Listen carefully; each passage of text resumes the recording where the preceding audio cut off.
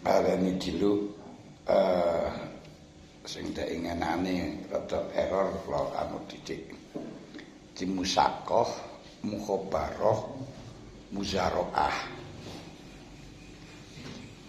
Musakoh yaitu seorang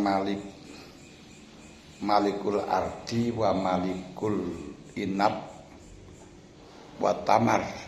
Jadi orang yang memiliki bumi atau memiliki buah kurma, pohon kurma, anggur plus tanahnya. Lalu diserahkan kepada amil untuk merawatnya.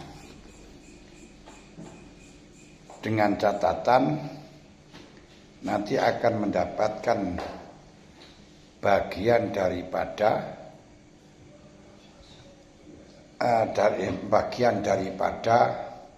apa itu namanya penghasilan. Apakah hal ini diperbolehkan? Ini terjadi khilafiyah. Menurut qaul qadim diperbolehkan, menurut qaul jadid tidak diperbolehkan. Namun Imam Nawawi sebagai murajjah dari qaul-qaulnya Imam Syafi'i memilih yang diperbolehkan. Nah ini kita mengikuti ashab, tidak mengikuti pada Imam Syafi'i. Karena Imam Syafi'i sendiri sudah mencabut legalitas akad musakoh, akad mukhabarah dan akad muzaroah. Musakoh ayu amilal insan ala sajarin yata'ahada bisaki wa tarbiyat ala anna marasakallahu ta'ala min samrin yakunu bainahuma. Lah dasar daripada musakoh yaitu hadis yang diriwayatkan oleh Imam Bukhari dari Ibnu Umar bahwa Rasulullah telah mengerjakan ahli Khubairah dengan sebagian daripada penghasilan Khubairah, baik itu berupa zar'un, gogo atau samar. Kalau samar ini musakoh, kalau zar'un itu muzaroah. Dan ini disebut dengan akad mukhabarah. Disebut dengan mukhabarah karena terjadinya pada tanah Khaybar. Tanah Khaybar itu tanah yang ditaklukkan oleh orang Islam. Kemudian penempatannya masih ditempati orang Yahudi dan tanah-tanah masih digarap oleh orang Yahudi, namun dia setor sebagian penghasilan. Lah, ini menurut qaul qadim diperbolehkan. Menurut qaul jadid tidak diperbolehkan karena syarat daripada ujroh, syarat daripada ongkos itu harus makluman, harus jelas. Sebab kerja niku yang diarep-arep adalah ujroh. Ketika ujrohnya tidak maklum atau spekulasi, nah itu nanti kasihan yang sudah kerja lumayan berat tapi tidak mendapatkan. Sedangkan di dalam masalah akad ijarah di sana didhawuhna kali Allah Ta'ala fa in aradna antas tardi fala junaha alaihim fa in aradna antas tardi'a wala junaha alaihina ayyardokna. Tapi dengan catatan in ataitum ujurahunna, kalau memang kau telah menyerahkan ujurahnya dengan ma'ruf, dengan jelas. Wa atuhunna ujurahunna bil ma'rufin ghair muhsinatin ghairu musafihatin wala mutakhidati akhdan. Nah, itu termasuknya Jadi fa in ardokna lakum fa'tuhunna ujurahunna bil ma'ruf wal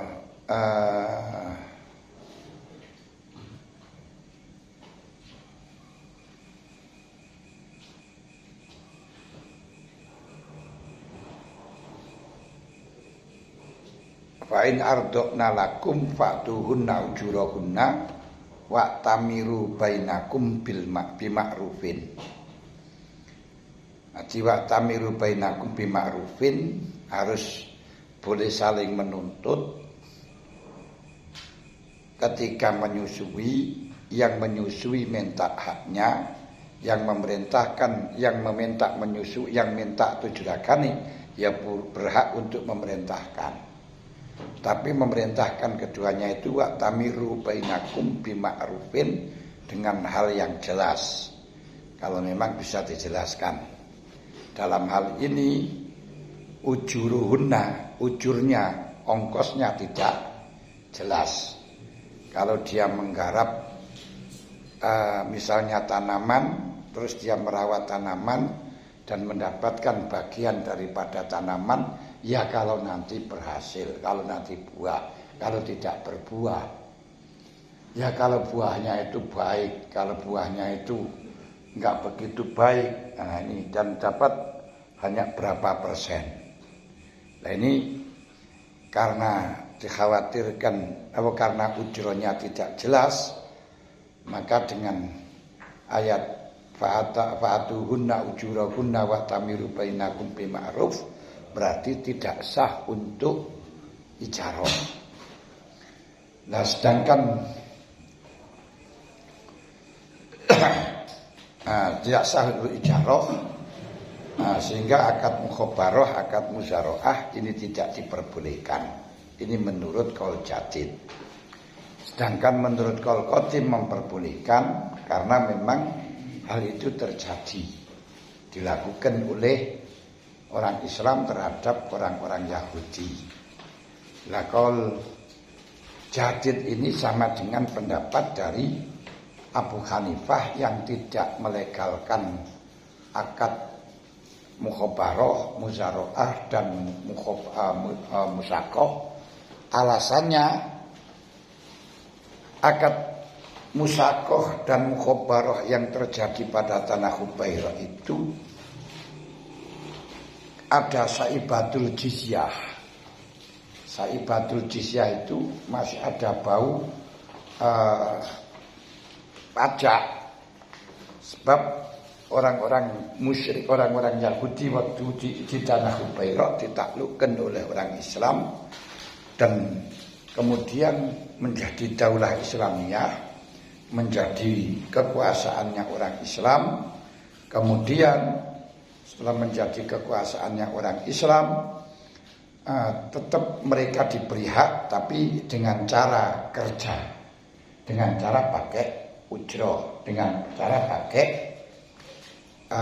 upeti atau pakai jizyah. Jizyahnya dengan menggarap barangnya orang mukmin, tapi dengan mendapatkan sebagian daripada dengan sebagian daripada yang telah digarap tersebut. Ini diantara nih krono berbau jizyah, artinya masih ada kata-kata jizyah itu sebenarnya yodek wong Yahudi, tapi hanya dia membayar pajak kepada orang Islam. Kalau jizyah, pajak itu tidak harus maklum. Karenanya fikih mukhabarah, fikih musakoh, fikih muzaroah ini tidak bisa dikembangkan di dalam selain yang terjadi pada mukhabarah menurut qaul jadid dan pendapat Hanafiyah. Nah, sedangkan menurut qaul qadim hanya karena melihat terjadi ya oleh kenyataannya Kanjeng Nabi sahabat melakukan, berarti diperbolehkan. Nah, mungkin di dalam qaul jadid sudah mengkaji ulang, ternyata tidak ada ijarah-ijarah yang dalam ujrohnya itu tidak jelas, Sedangkan yang ada di dalam mukhabarah itu masih memang betul memungkinkan itu hanya sebagai jizyah, sebagai pajak. Kenapa kok pajak? Karena memang daulahnya daulah Islamiyah. Ya seperti halnya di Indonesia, ini daulahnya orang Indonesia, daulah watoniyah. Bahwa sekarang itu seluruh dunia tidak ada negara satupun yang daulah Islamiyah atau lainnya, tapi yang ada semuanya daulah watoniyah. Ini pun negara bangsa. Di Arab pun negara bangsa, di Mesir pun negara bangsa. Negara bangsa itu adalah negara yang daulahnya, kekuasaannya berdasarkan penduduk yang ada di sana. Kesepakatan untuk kemaslahatan penduduk yang ada di sana. Nah, kalau konsep di dalam fikih kita, ini yang kadang kita nggak paham. Di dalam fikih kita, orang-orang non-Islam itu ada pembagian, ada kalanya kafir dhimmi, ada kalanya kafir harbi, ada kalanya kafir mu'ahad, ada kalanya kafir musta'man. Ini kronologinya bagaimana dengan negara bangsa? Sebenarnya tidak berbeda konsepnya dengan yang ada di dalam daulah Islamiyah, sama, hanya namanya saja sudah berbeda, bahasa Arab dengan bukan bahasa Arab. Sekarang kalau orang yang menempat kalau dulu orang non-Islam menempat di daerah Islam, tentunya harus membayar pajak. Dan statusnya itu ada macam-macam, ada kalanya zimmi, ada kalanya mu'ahad, ada kalanya musta'man, ada kalanya fi zimmati ta'min. Dan orang non-Islam yang masuk pada daerah Islam itu harus tidak diperbolehkan untuk mendapatkan kebebasan secara luas, sehingga bangunan tidak boleh melebihi dari bangunannya orang Islam dan lain sebagainya. Tidak boleh memiliki hartanya orang Islam. Di sini pun juga demikian, malah sekarang itu lebih ketat di dalam aturan PBB. Bahkan aturan Indonesia, negara bangsa, lebih ketat. Negara bangsa, negara Indonesia itu daulahnya daulah watoniyah. Daulah watoniyah itu kekuasaannya terletak pada penduduk Indonesia. Karenanya orang yang bukan penduduk Indonesia juga harus pajak kalau masuk di Indonesia. Nah, yaitu bayar paspor dan visa. Ono visa, ono paspor. Nah, visanya itu juga macam-macam. Ada kalanya visa yang memang berada di sini tapi tidak jadi penduduk di sini, istilahnya menjadi WNA, warga negara asing seperti Cina. Nah, niku seperti dhimmi dan ini per tahun memperpanjang masa tempat menempatnya, visanya, terus setiap tahun tambah visanya, tambah visa. Kalau tidak ditambah itu ya nanti akan di fausiro, maka di faukhriju ila mana pada tempat amannya mereka, yaitu di negaranya. Kecuali kalau memang dia sudah menjadi WNI. Kalau dulu kan Cina itu tidak mau menjadi WNI, tetap menjadi WNA. Tapi kalau Arab itu langsung menjadi warga negara Indonesia. Kemudian ada kalanya yang datang di sini hanya dagang, berarti visa dagang. Ada visa pelajar. Ini yang kalau di dalam firman Allah disebutkan, wa in ahadun minal musyrikin astajaraka fa'ajilhu hatta yasma'a kalam Allah summa ablighu ma'manah Kalau memang ada orang datang ke negara Islam minta perlindungan dan belajar tentang Islam, maka lindungilah, fa'ajirhu hatta yasma'a kalam Allah, sehingga dia mendengarkan tentang makna Al-Quran. Nah kemudian kalau dia sudah selesai belajarnya, summa ablighu fa'ajirhu hatta yasma'a kalam Allah, summa ablighu makmana, dan sudah selesai pulangkan. Pelajar pun juga demikian, kalau sudah selesai sesuai dengan visanya juga dikeluarkan. Kemudian orang-orang WNA, warga negara asing di Indonesia pun tidak boleh memiliki tanah, tidak boleh memiliki pabrik, tidak boleh memiliki tanah, tidak boleh membeli tanah di Indonesia. Sebagaimana konsepnya Dimi juga tidak boleh, betul. Nah, cuman kadang-kadang orang yang tidak ngerti di dalam mengkontekstualisasikan kitab, seakan-akan di Indonesia ini juga termasuk daulah Islamiyah, sehingga orang non-Islam di sini juga harus membayar pajak dan lain sebagainya. Itu kekeliruan, keliru. Jadi tetap yang di dalam negara Islam, aku di negara asing, orang asing masuk ke negara orang lain.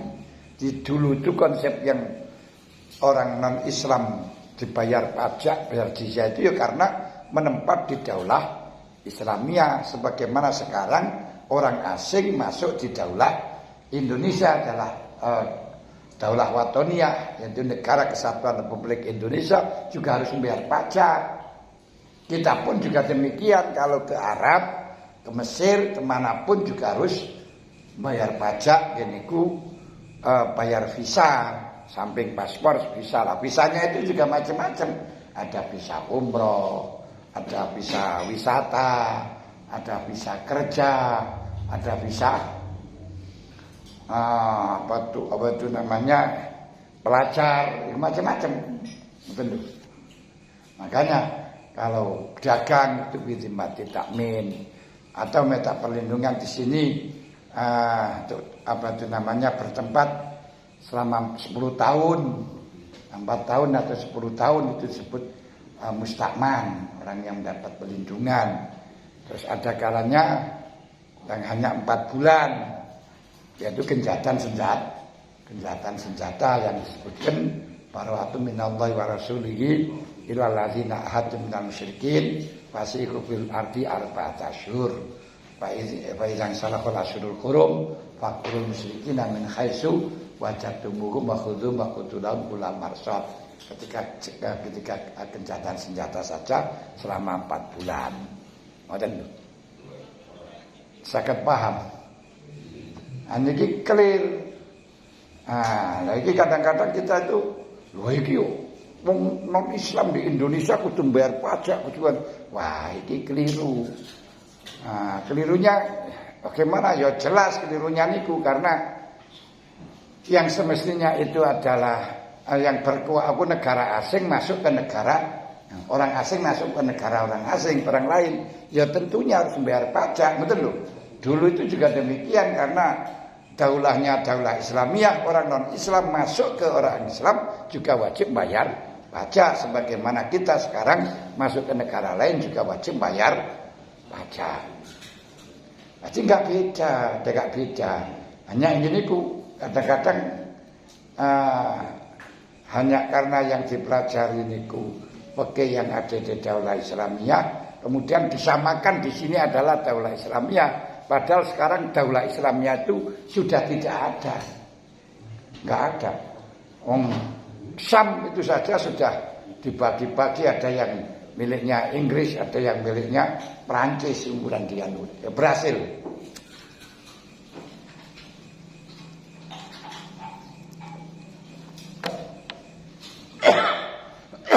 Sehingga Arab itu sudah tidak mempunyai peradaban. Turki itu juga sudah miliknya Inggris, banyakan.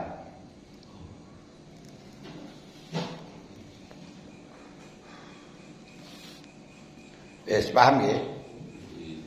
Musakoh niku seorang ya seperti tadi, kalau musakoh itu terjadinya juga pada tanah Khubaira.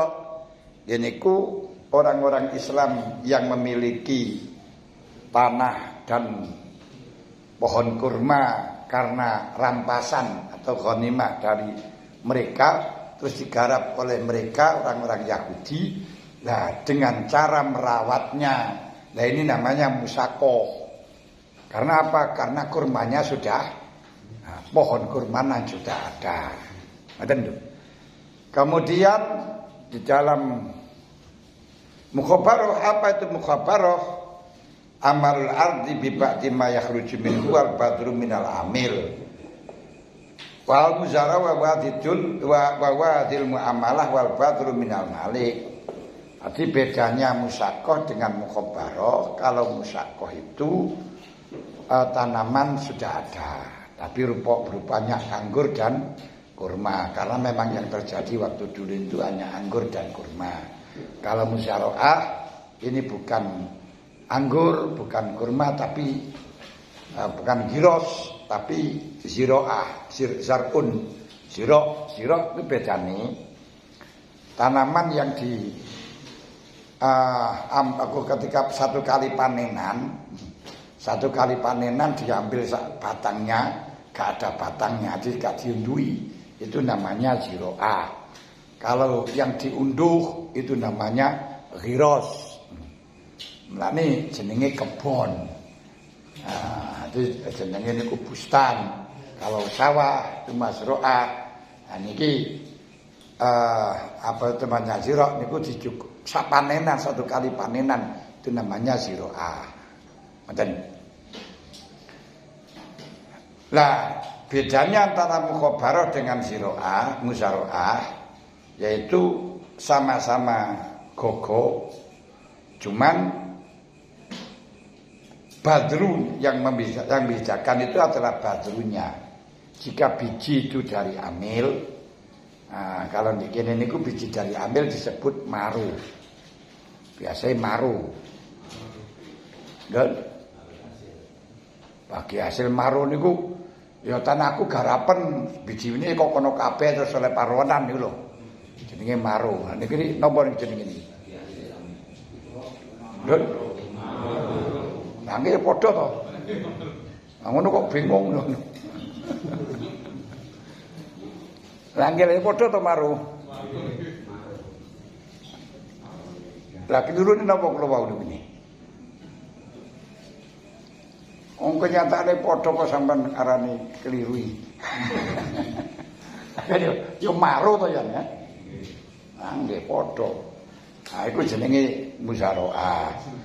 Lah mukhabaroh swalike mukhabaroh niku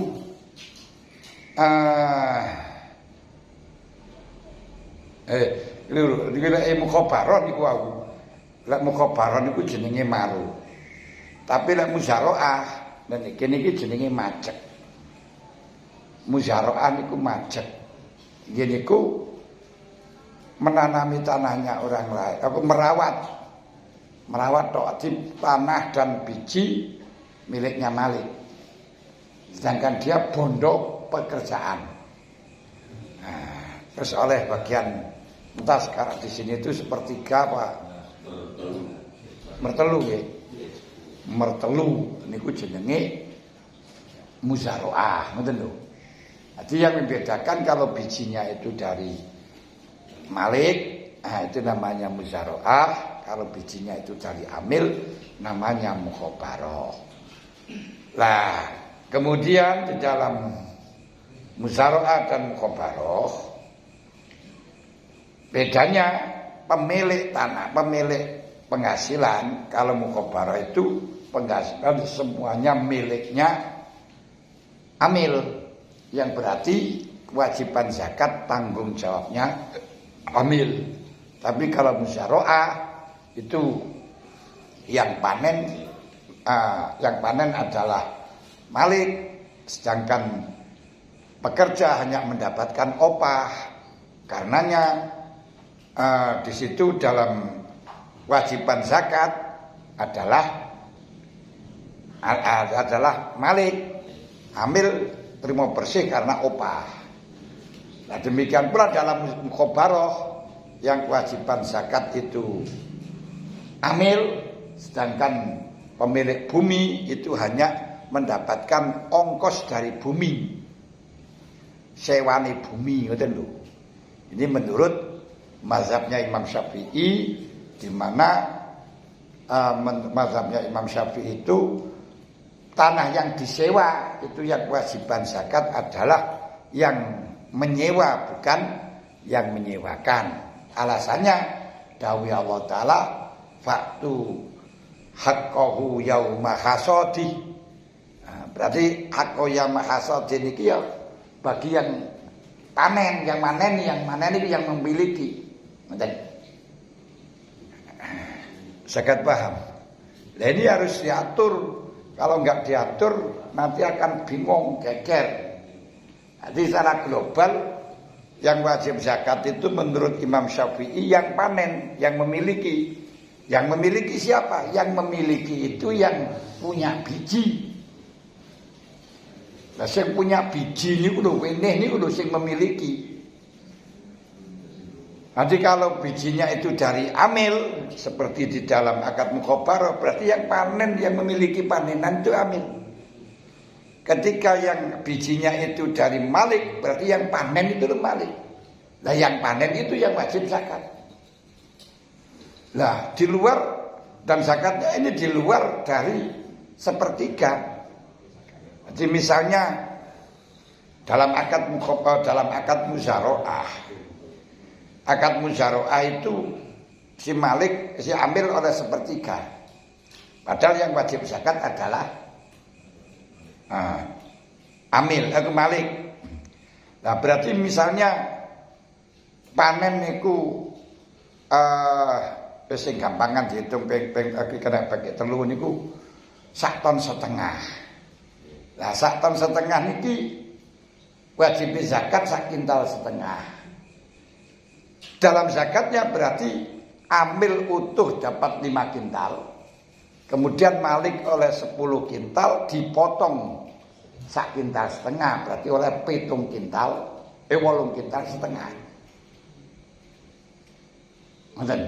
Tapi lek akad mukhabarah karena parwedang apabila dapat 2 ton maka bagi malik dapat 1 ton.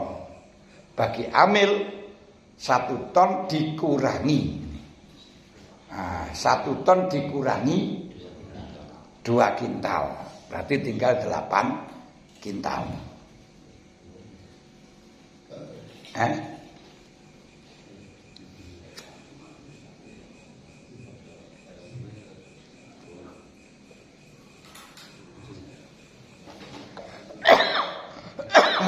Itu menurut mazhabnya Imam Syafi'i.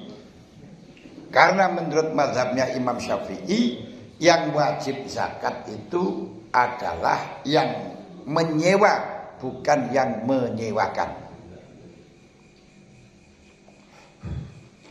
Nah, kalau nanti ingin zakatnya berdua, yo ada caranya nanti di belakang itu. Berarti bagaimana agar benih itu dimiliki 2 orang? Kalau benihnya itu 1 orang, miliknya 1 orang, ya tetap miliknya 1 orang. Karena yang panen itu tetap yang miliki benih, walaupun sampean tanam di tanahnya orang lain. Sampean punya benih, sampean tanam di tanahnya orang lain. Itu yang memiliki tetap sampean, bukan yang memiliki tanah. Wah ini kan gosok, loh gosok itu ada hitungannya sendiri. Untuk kerugian tanah yang panjenengan tanami ini ada ongkosnya sendiri. Karena di dalam ilmu penggosopan atau fikih gosop, nah, dalam fikih gosop itu siapa yang gosop dan melalui waktu, aku sampai mencapai waktu yang di situ ada ongkosnya, wajib bayar ongkos. Kalau tidak direstui, kalau tidak dilegakan, dilegakan itu dibebaskan. ngoten balas. Nah niki hati-hati niki bagi wong sing tukang majek atau tukang maru kudu pinter-pinter. Jadi yang wajib zakat yang memiliki biji. Maka bagaimana biar biji itu dimiliki orang tua? Niku carane gur ngono tok pun bagaimana carane ngoten. Karena sing duweni biji niku adalah yang panen. Yang panen niku yang punya biji. Walaupun ditanam pada tanah orang lain tetap yang panen itu. Sedangkan lu ini tanah saya. Nah, ada kerugian. Tanah yang dipakai ini adalah ada ujrohnya, ongkosnya sendiri. Biar tidak rugi bagaimana? Saya rugi. Biar gak rugi bagaimana? Ketika disewakan kira-kira berapa? Ngoten. Makanya ketika panjenengan duwe tanah terus ada buahnya orang lain mentelung ke tanah panjenengan diambil, ndak boleh. Loh, aku rugi. Nah, urusan rugi, nuntutlah kerugian. Nah, nuntut kerugian sedangkan barang itu miliknya yang memiliki bijinya. Nah, lalu bolehkah kita menuntut untuk dihilangkan? Silakan, nggak apa-apa. Walaupun belum panen, harus ditebang, nggak apa-apa. Namun tidak boleh nebang sendiri sebelum minta izin. Karena nanti saling gosok-menggosok, tidak boleh. Saling gosok-gosokan itu tidak boleh. Berarti bagaimana diingatkan untuk diambil, diingatkan untuk dipotong. Ketika nanti diingatkan tidak mau, maka perlu dipotong sendiri, gak masalah. Tapi jangan diambil, diberikan kepada orangnya. Nah, itu harus diingatkan. Sehingga seperti yang terjadi di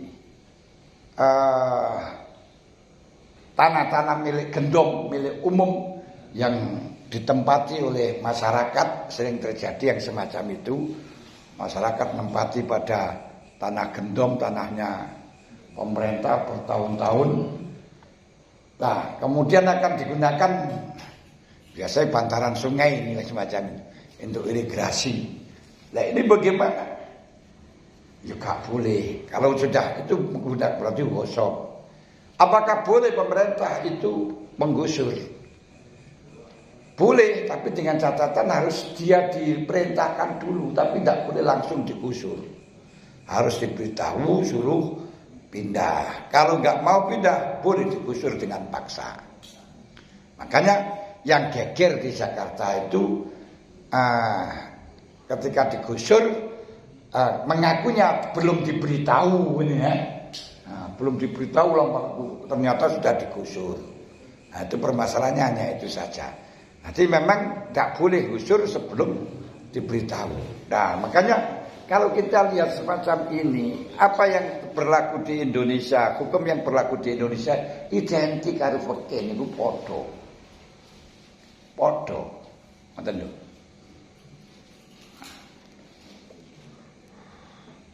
Karena hukum di Indonesia itu mengadopsi dari Belanda, Belanda niku dari Prancis niku dari Arab, dari agama Islam ngoten lho.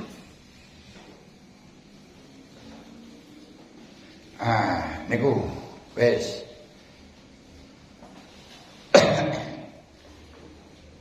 Kemudian di dalam hadis Bukhari Muslim an Jabir an Rasulullah naha anil mukhabarah wa rawa Muslimun an Sabit bin Duhak annahu naha anil muzaroah. Mukhabarah, muzaroah dan musakoh ini sama-sama tidak diperbolehkan karena musakoh itu dalilnya juga amala ahla hubairah bisa terima yakhruju min hamin sabrin au zar'in podo ae podo gak oleh mboten sangat paham mboten.